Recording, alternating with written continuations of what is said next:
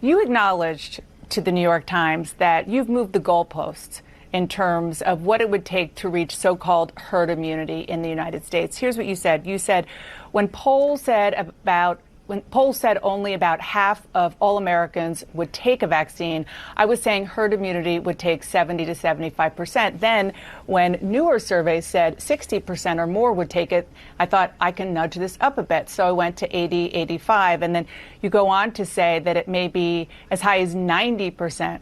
So my question is, why weren't you straight with the American people about this to begin with? No, actually, Dana, I don't think it can be interpreted as being straight or not. We have to realize that we have to be humble and realize what we don't know. These are pure estimates, and the calculations that I made, 70, 75%, it's a range. The range is going to be somewhere between 70 and 85%. The reason I first started saying 70, 75, I brought it up to 85. That's not a big leap to go from 75 to 85. It was really based on calculations and pure extrapolations from measles. Measles is about 98% effective vaccine. The COVID-19 vaccine is about 94, 95%. When you get below 90% of the population vaccinated with measles, you start seeing a breakthrough against the herd immunity.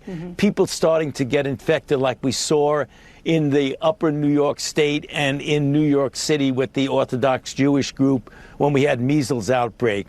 So I made a calculation that COVID-19, SARS-CoV-2, is not as nearly as transmissible as measles. Measles is the most transmissible infection you can imagine. So I would imagine that you would need something a little bit less than the 90%. That's where I got to the 85. But I think we all have to be honest and humble. Nobody really knows for sure. But I think 70 to 85% for herd immunity for COVID-19 is a reasonable estimate. And in fact, most of my epidemiology colleagues agree with me. Yeah, of course. Nothing is exact.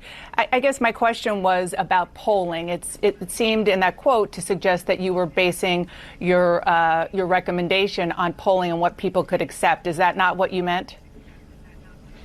No, I mean, it's a bit of that. I want to encourage the people of the United States and globally to get vaccinated, because as many as we possibly get vaccinated will get closer to herd immunity. So the bottom line is it's a guesstimate. I gave a range, and I use any discussion like we're having now, Dana, to encourage people to get to that goal of 70 to 85% of the people vaccinated. That's where we really want to be. Okay, and just to put a button on it, no sugarcoating, you're saying 75 to 80% is the goal, in your view, as of now, based on what you know when it comes to herd immunity, not 90%. Right. Okay. Thank you. And so one more question. When does that need to happen?